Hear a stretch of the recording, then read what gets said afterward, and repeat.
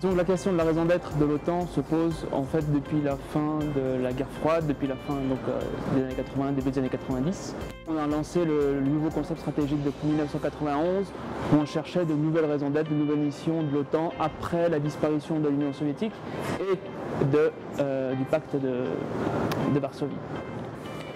Donc, depuis en fait 1991, on a assigné à l'OTAN plusieurs types de missions qui sont plus uniquement des missions d'ordre militaire, mais de sécurité de manière générale et également politique. En 2012, la pertinence, elle est toujours remise en question, notamment au regard des déficits budgétaires de l'ensemble des pays occidentaux et du peu d'investissement fait ces 10-15 dernières années par les Européens, notamment en matière de défense, à quelques exceptions près, notamment la France et le Royaume-Uni. C'est d'ailleurs un des grands reproches que les alliés nord-américains, et en particulier les Américains, font aux Européens, c'est de ne pas investir suffisamment dans la défense depuis la fin de la guerre froide.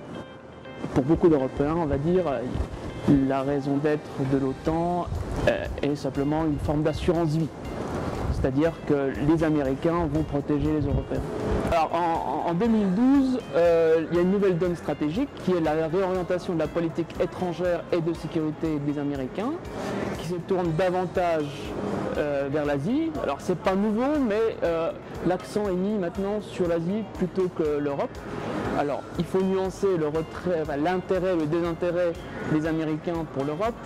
Puisque c'est une zone pacifiée, pourquoi garder des troupes sur le sol américain, sur le sol européen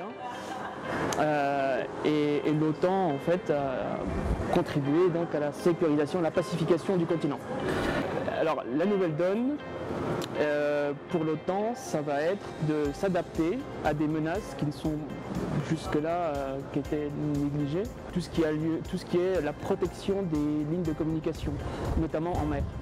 D'où les opérations, par exemple, dans l'océan Indien, contre la lutte contre la piraterie, mais aussi une forme de protection en fait, des grandes lignes de communication maritime qui servent à l'approvisionnement, certes des Européens, mais surtout des États-Unis. À Chicago, en fait, il y a eu 3 grandes décisions. La première, c'est le début d'un transfert beaucoup plus solennel, beaucoup plus accéléré de la souveraineté en matière de sécurité entre l'ISAF et le gouvernement afghan.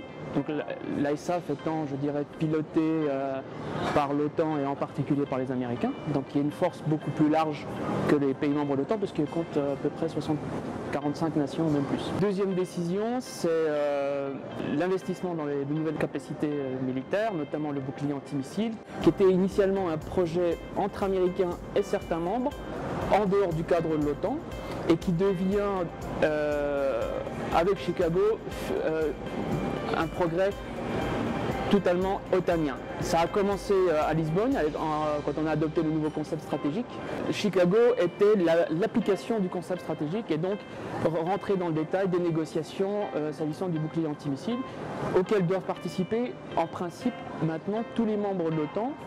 Et cela ne va pas sans poser de problèmes. Alors des problèmes politiques, mais aussi des problèmes beaucoup plus techniques. Problème politique, c'est que tout le monde n'a pas le savoir-faire, les capacités de financer ou de participer matériellement. Certains pays refusent que soit associé à ça à des pays comme la Russie, puisque comme gage de confiance, les Américains et beaucoup d'autres pays vont faire participer la Russie pour bien leur faire savoir que c'est pas contre eux qu'est tourné le bouclier antimissile. D'un point de vue, je dirais, plus industriel, ça va poser pas mal de problèmes dans la mesure où on va voir le peu de pays européens qui ont un savoir-faire dans ce domaine-là vont être contraints de coopérer avec ce qui est leur compétiteur économique. La troisième grande question majeure, c'est l'investissement de la part des Européens notamment, mais pas uniquement, de davantage investir dans les outils de défense. Qui dit investissement dit des problèmes majeurs d'un point de vue budgétaire à régler. Alors il va falloir faire des choix. Alors on a mis en avant une sorte de formule qui est Smart Defense. qui est censé résoudre pas mal de problèmes, notamment qui est en fait tout simplement une forme de mutualisation des moyens. Donc on va inciter les pays européens et les autres à mutualiser leurs capacités nationales. Et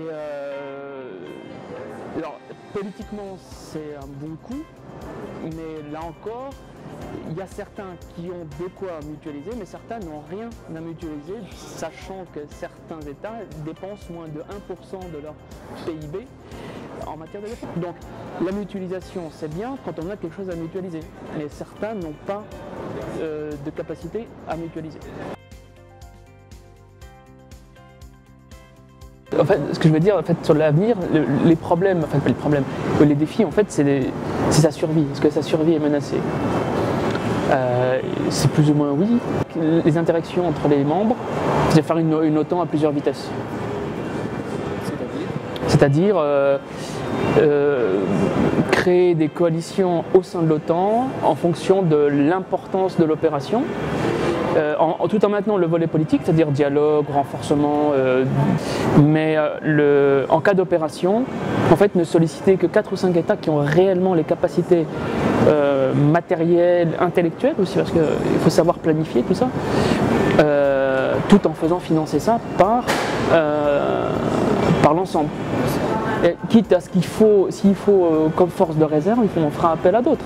Mais je te dis, il y en a, ils ont moins de 1% de leur budget de défense, 1% du PIB, qui sont investis dans le budget de défense. Alors je te gagne, pour eux c'est tout bénef. L'adhésion à l'OTAN, c'est une assurance vie pas chère.